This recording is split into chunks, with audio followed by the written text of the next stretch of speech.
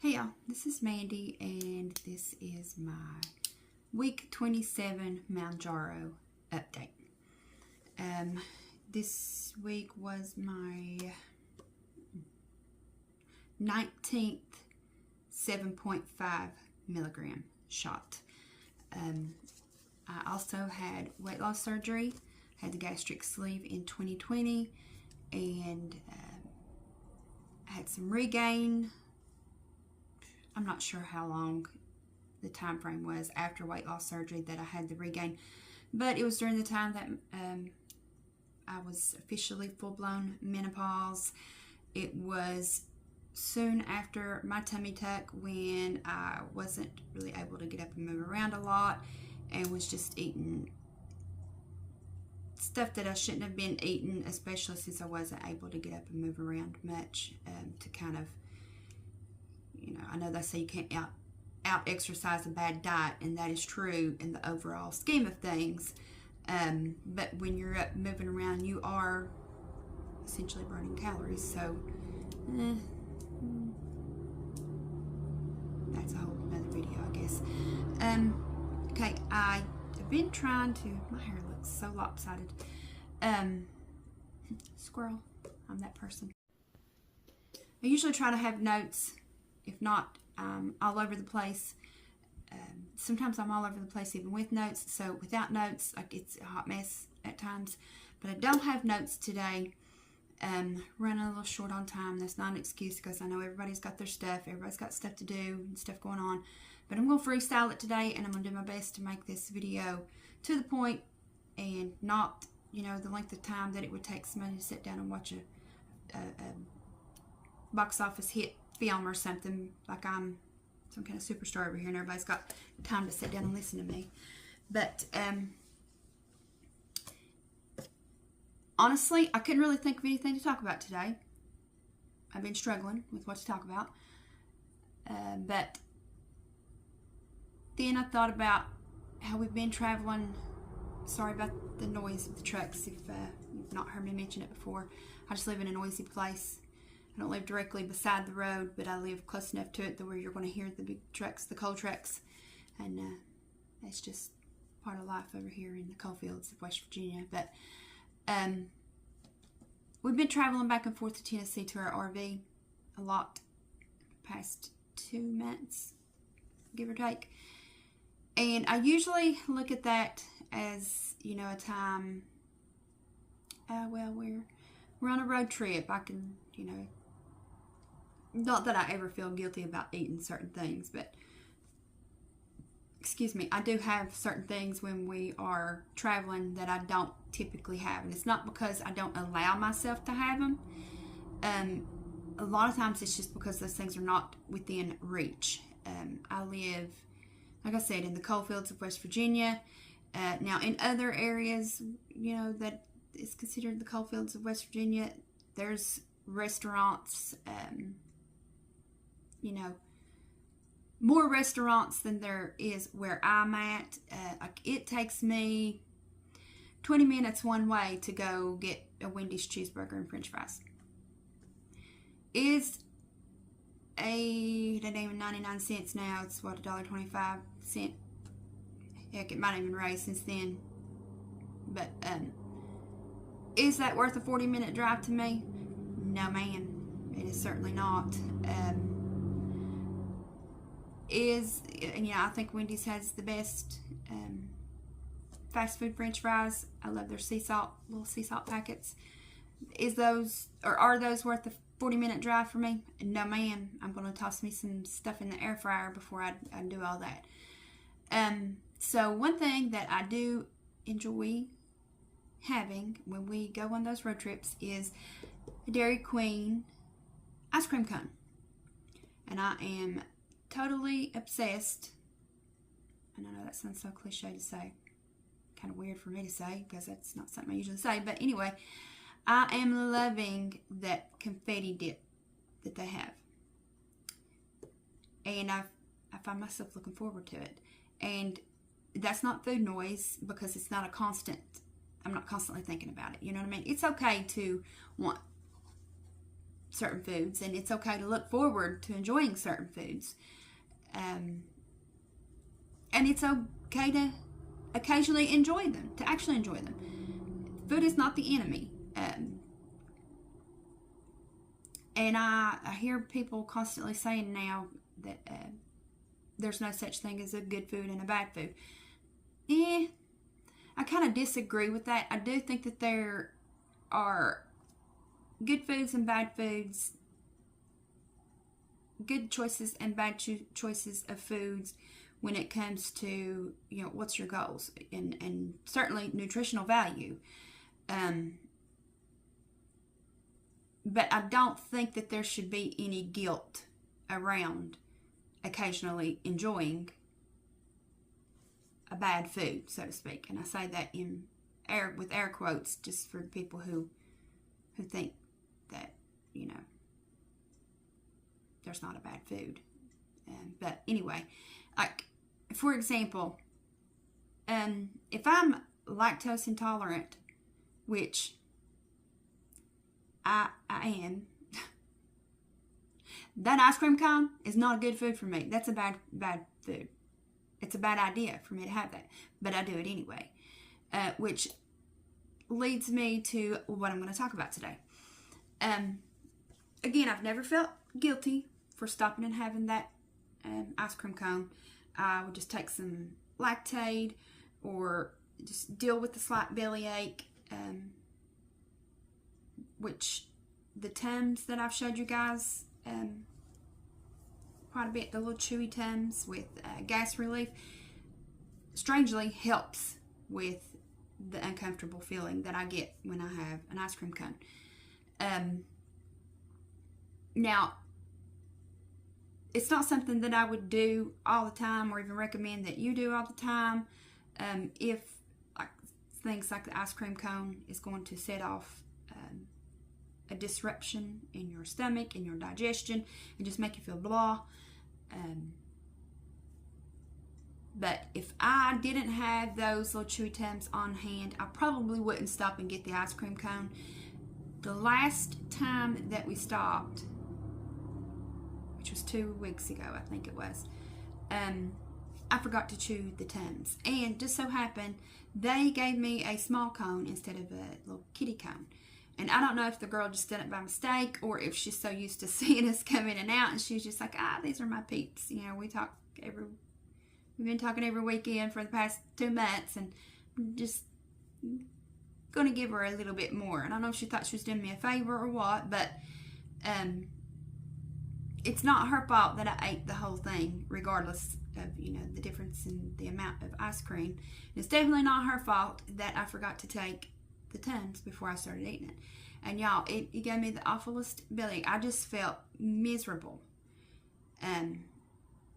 for the rest of the day. And was the ice cream cone worth it? Hindsight, no. But at the time, I didn't care. And so that's something that I need to work on is, and it's not to do with, having a good relationship or bad relationship with food or whatever. It's the fact that the foods that I eat when we are traveling just don't sit well with me. And that is the main reason that I decide or choose to have the ice cream cone on our way back home versus on the way to the camper. Because we're closer to home. We're like an hour. We're an hour away from the nearest Dairy Queen, thank God. Because being in the country like this really is a blessing in disguise at times, because I'm not near all the restaurants that I love. I don't know, maybe if I was, it would get old or something and I just wouldn't want it. I don't know, who knows, but I don't know, probably not. But I need to not eat foods and think about it a little more that I know is going to cause some stomach upset for me, and just be like, it's okay, it's just once a week, or it's once a week was too much, by the way, for me and my belly.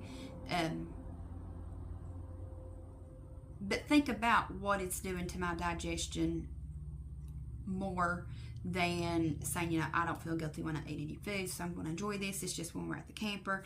But just kind of asking myself beforehand, is this really going to be worth it? Not because of what the scale is going to say. And speaking of that, when the scale does jump up for me after eating certain foods, it's not because I've gained fat. I've gained weight, yes, but not fat, because I just, over the span of a week, I cannot physically eat enough food, enough calories, surplus of calories. Now, this is in addition to what my body needs just to function, eat, or stay alive, breathe, and all the things. I would have to eat 3,500 calories in excess of my daily maintenance or base calories in order to gain 1 pound of actual fat. And I physically am not able to do that.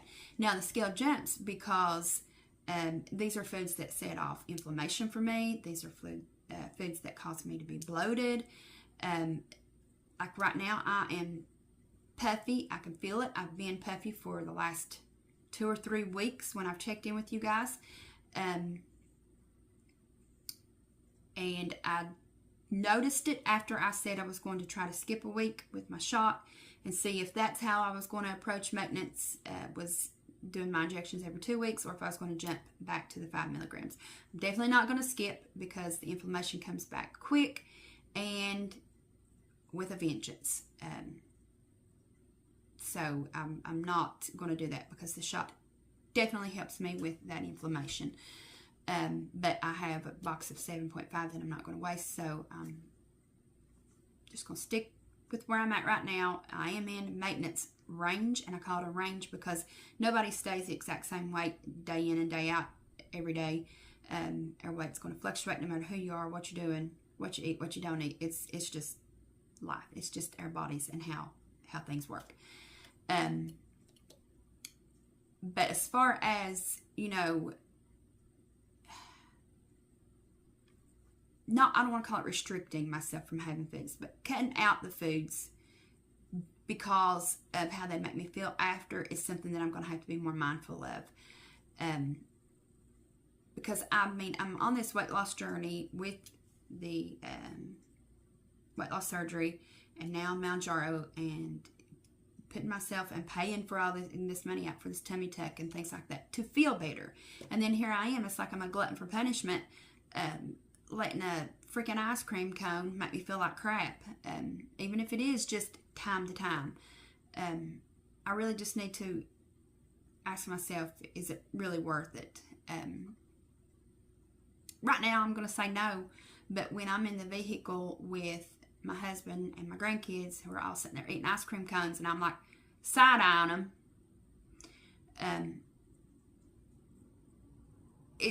I'm able to say no the majority of the time to things that I know it's not a good idea for, you know, type 2 diabetic to have, or it's going to cause me, I have acid reflux, it's going to cause me heartburn or the bloat with the dairy, or the and with my lactose intolerance, I don't know, it's not lactose intolerance. I have a sensitivity, food sensitivity. Apparently there's a difference, as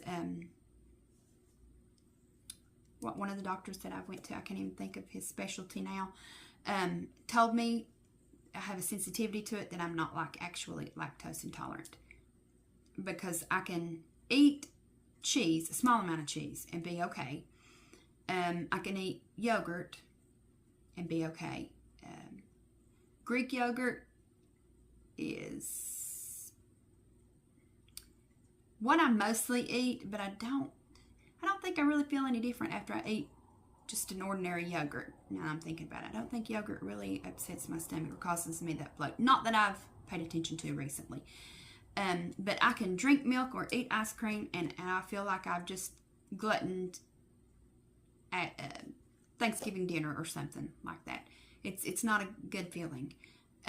But I am going to have to start being more mindful of that, because I do all these things, and I'm doing all these things actively, you know, trying to reduce my body fat percentage, and exercising, and not really changed the way I foresee myself eating for the long haul, like what's sustainable for me.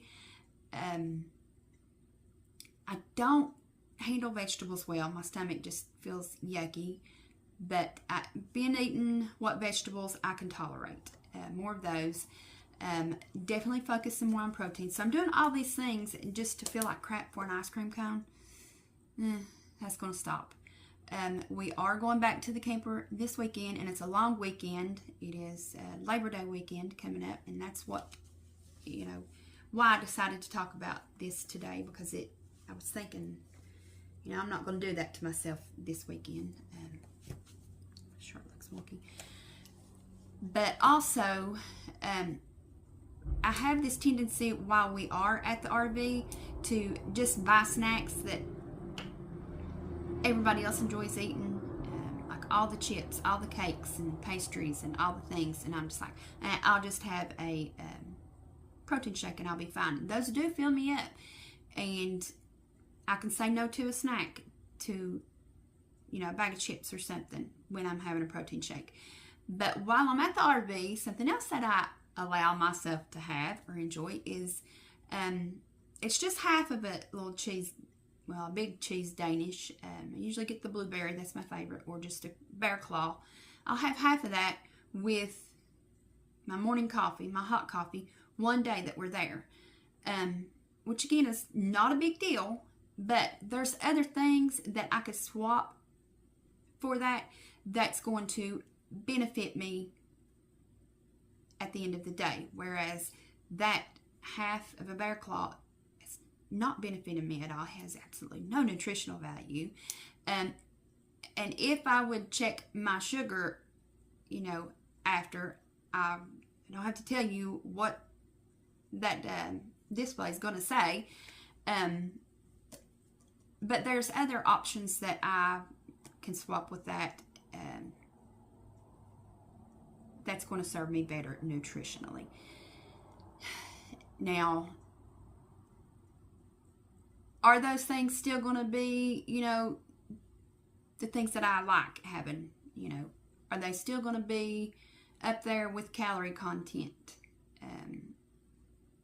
fat, and not necessarily carbs, but carbs, probably, but a Greek yogurt with some granola and strawberries, like I said, it's going to have some sugar in there. It's going to have definitely some carbs because of the granola, but I'm going to feel better after I have that. You know what I mean? I hope I've described or explained all of this. What I have trouble sometimes getting what's here to come out right. So to me, even though I enjoy having that bear claw every now and then, I'm not saying that I'm never going to have one again, but I need to, swap that out for the Greek yogurt and the strawberries and the granola, because I'm getting my protein from the Greek yogurt. I could also even sprinkle in a scoop of protein powder in that to add more protein. Because what I'm doing with that Danish, since I am focusing more on getting my protein in, is that I'm filling my belly with stuff that, my taste buds enjoyed it, but it's not helping me hit that protein goal. And what it's doing is it's taking the place of something that could have got me in at least 30 grams of protein. And it'll be like, I don't know, probably an hour after I have that before I am physically able to eat anything, because I feel full because of GLP-1 and or GLP-1 and weight loss surgery.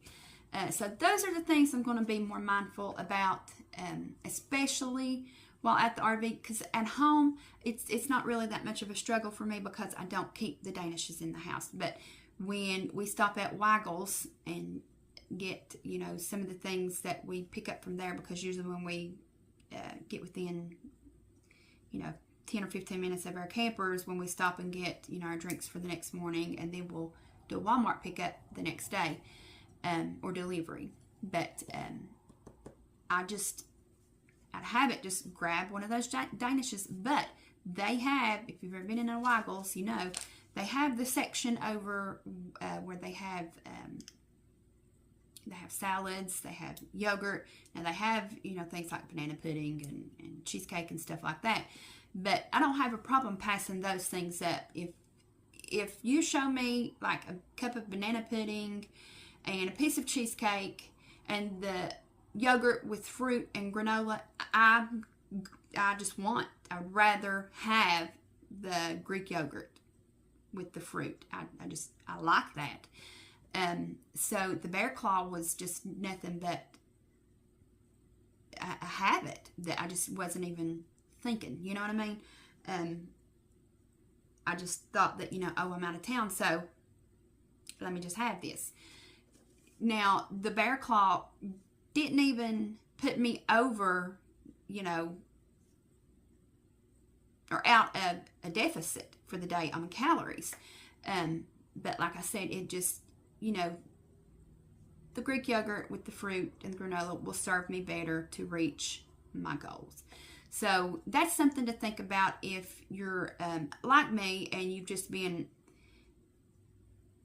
up to this point in your journey reaching for whatever, as long as you stay within your calorie range, which is fine. I'm not saying that there's anything wrong with that, because if you are truly eating at maintenance, and truly, or no, you can't do both, or you are truly in a deficit, your body will do what it's supposed to do. Now you might hit some hiccup or have some hiccups to where, you know, you're going to jump up and down on the scale because, again, inflammation and fluid retention and all that. But at the end of the day, you've done what you were supposed to do. Your body's going to do what it's supposed to do. So for me, just grabbing anything that was convenient or, you know, that my stomach could handle, especially that day or two after shot day, which is really hard for me to get in anything, let alone hit my protein goals. That's when I feel like I do most of my like snacky things.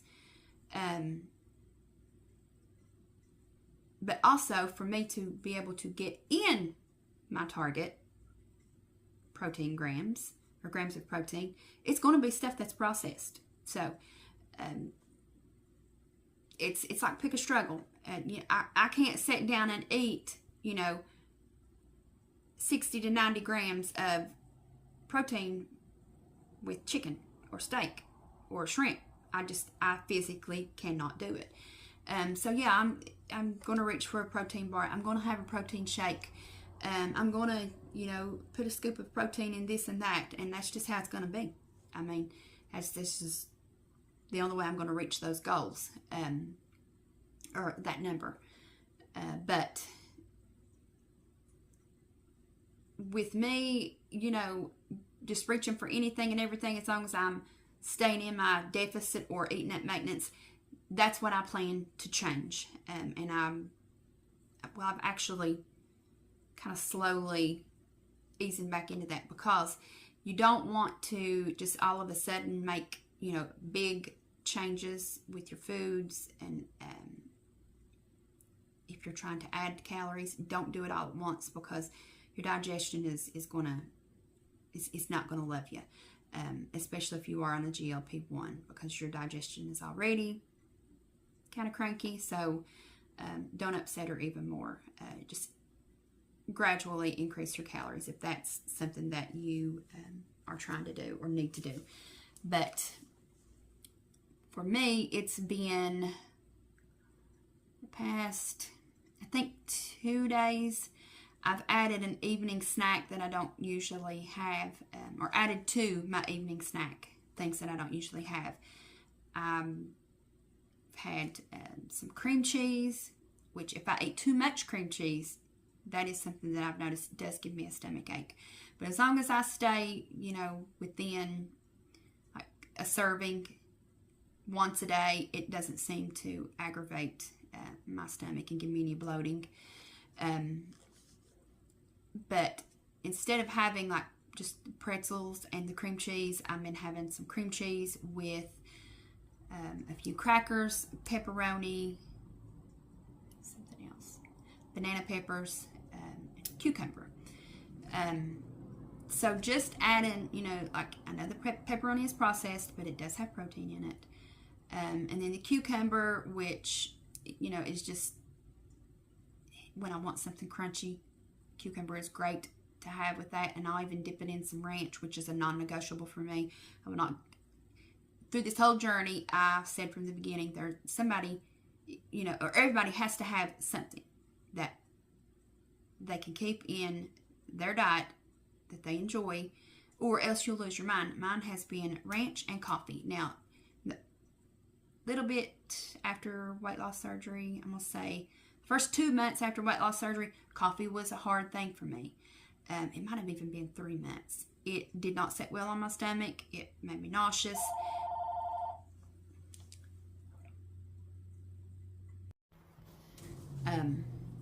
So I had to leave my coffee out the picture for a little bit, and I would just periodically try to have some just to see if I was able to have it yet. And the day, that I was able to finish a whole cup of coffee, please don't take this the wrong way or come for me in the comments, but it was almost like the day I gave birth to one of my kids. It was that joy. I know that sounds awful, but I was so happy, y'all. That's how much I love coffee. Now, I wouldn't pick coffee over one of my kids, so I'm just saying, I was really happy that day. I recall it well, like it was yesterday. But anyway, I was like, coffee, even though I had to give it up for a little while, and my ranch dressing are my two things that I will never completely remove from my life. I tried the light ranch dressing, even the Hidden Valley brand. Hold on. It's a hard no for me. It's a hard pass. I just cannot do it. I tried for an entire week. Now I don't eat as much ranch dressing as I used to. But I finished that whole bottle and thought, well, let me just let my taste buds adjust to it. They never did. You know how, like, your taste buds will adjust to, like, diet soda, sugar-free drinks. It never happened for me with the light ranch dressing. But with my coffee now, I find ways, to still enjoy the flavor without the sugar. Because before weight loss surgery, I would use just regular sugar in my coffee. Didn't really add any flavor syrups. I would occasionally. Then I switched to stevia, and I was actually using that for several months before I had my weight loss surgery, just trying to get myself used to it, And I didn't mind it much. I still don't mind it. Occasionally I will use just stevia and no creamer, no nothing, just a little stevia in black coffee. And I'm fine with that. But I've found ways to, add flavors and switch up my coffee without adding all the sugar and the things that, you shouldn't have. But yeah, I said all that. I probably could have said all that in fewer words, but you would have thought you was on the wrong channel if I would have done that. But okay, so long story short, I'm just going to be more mindful of the nutritional value and the things that I'm eating. Since I'm limited on the amount of food that I can eat, because 80% of my stomach has been literally removed from my body, and I'm now on a GLP-1. My goal was for the weight loss, to get rid of the weight gain that I had during menopause, and to get to my goal weight. Of course, my doctor was like, yeah, that's going to be a plus because you'll be healthier. But this A1C is what we need to, get under control, because I am type 2 diabetic. So, said all of that to say I'm going to be more mindful of the nutritional content. Did I just say that? Jesus Christ, y'all. I'm going to choose better snacks and not just grab for things and eat it just because I want it and it fits in my calories. Although that is what I am, like, you know, a proponent of. Is that the right word? I'm a person that, you know, as long as it fits your, people say macros, but yeah, if it fits your macros, I say, you know, enjoy your life, enjoy your food, and enjoy the things that don't fit your macros necessarily, or maybe not, you know, the better choice to have in your numbers or in your food rotation, in moderation. So, yeah. But yeah, basically all things in moderation, unless it causes some kind of gut reaction, allergic reaction, of course, because it's not always worth the trade-off of feeling yucky. And I need to be more focused on my protein goals and be more mindful of, you know, this snack fits my calories, but is there something better I could have that's going to get me closer to my protein goal at the end of the day? It's really what has been on my mind, especially with, you know, traveling coming up this weekend and it being a longer weekend, and there's a chance that me and my husband will be there all week, so I really need to be more mindful of the snacks that I purchase on our grocery delivery, and not just say, you know, okay, I'll just get what they want, because I'll be fine. No, if the chips are in the camper and there's not a choice for me to have that's got, you know, more protein in it, I'm going to eat those chips, because I will take a bag of chips over, you know, the most delicious cake or pie you can set in front of me. Give me the chips. Give me all the chips, okay? So, numbers. Let's talk about them. My high weight before gastric sleeve surgery in June of 2020 was 259.2. The day of surgery, I weighed 250 pounds. I got down to 177, but then after I had my tummy tuck and went into menopause, I had some weight gain and got back up to 199.9, which is the day that I popped up as a walk-in at my doctor's office and was like, girl, hell no, I want this Saxenda that people are talking about, which is a weight loss shot. It is a GLP-1, but it is just strictly for weight loss. She gave it to me after she'd done some research on it, called it in, done that, and then I got back down to 177 with the Saxenda. And then my insurance was like, no, we don't think we're going to do that anymore, but we will pay for Mounjaro since you are type 2 diabetic. So the day I started Mounjaro, I weighed 177, which was the weight that I started at, or got down to, sorry, after my gastric sleeve. Last week I weighed in at 146.4. This whole time I have said that my goal weight was 150-ish, and I said that because I knew it was going to be give or take, because it's been so long since my body was at this weight, and I wasn't sure what I was going to look like, or how I was going to feel, or how I was going to feel about what I look like. So since then I dropped my goal to 145 because of the BMI scale, and basically for shits and giggles. I don't really feel any different. Don't feel like I look any different, just with that few pounds. Because this week I weighed in at 145.6, which means that I am, according to the BMI chart, I'm normal, whatever that is. So I fall within that normal weight range for my height and age and all that jazz. So, since the day of surgery, I have lost 104.4 pounds. Since starting GLP-1, that's the Saxenda days, I'm down 54.3 pounds. Since starting Mounjaro, I'm down 31.4 pounds.